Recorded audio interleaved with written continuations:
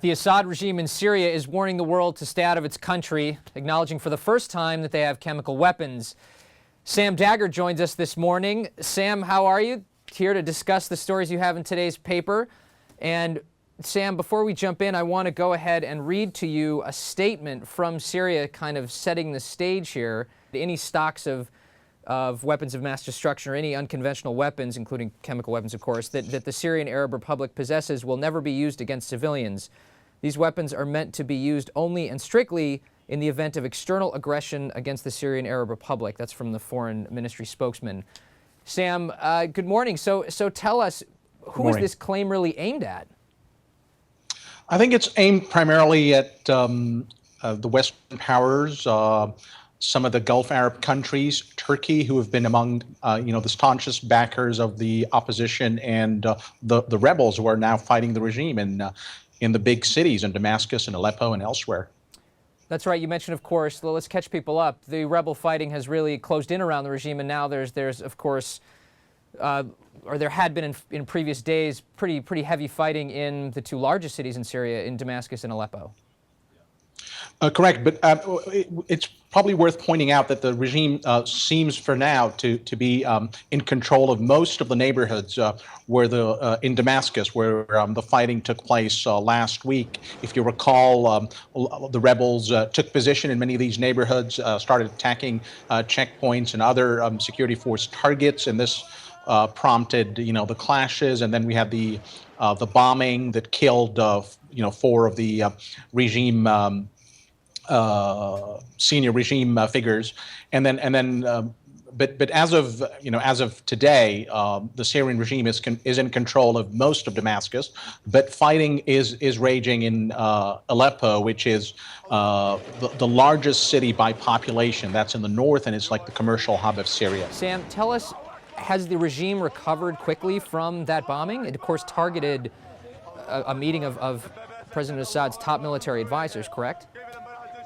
I think maybe that would be a little bit of a leap here to say recovered. Obviously they've managed to at least Damascus itself and the center and some of the sort of surrounding neighborhoods. They're in control of those areas, but there's still, even today, there's still skirmishes in some areas around Damascus and some districts.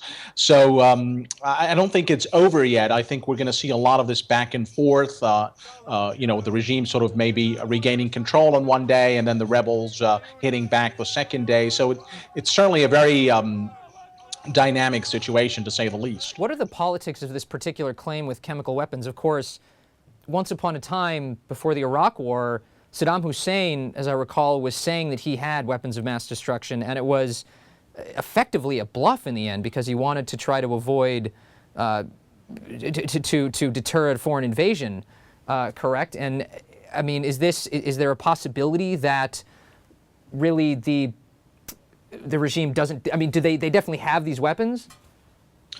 I think that we're dealing with a different situation here. There are a lot of similarities with Iraq, but I think it's already been confirmed by many that Syria does have a pretty significant stockpile of mustard gas, sarin nerve agent, cyanide, and the CIA, last year, and also I think it was in a congressional report, said they're able to deliver these chemical weapons and aerial bombs and ballistic missiles and artillery rockets. I think the capability is there, and it's been verified. I think the timing of this is pretty fascinating. I think it's it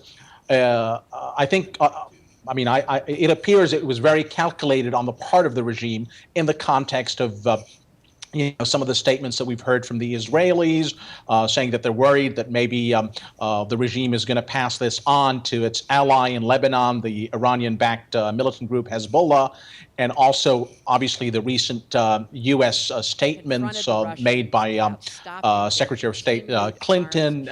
So I think it comes in the context of that, and also in the context of what's going on around the country, because the rebels are now claiming to be in control of most of the north, which is on the Turkish border. There's already talk, but I mean, again, it's just talk, that they may declare some sort of a liberated area in the north, adjacent to the Turkish border.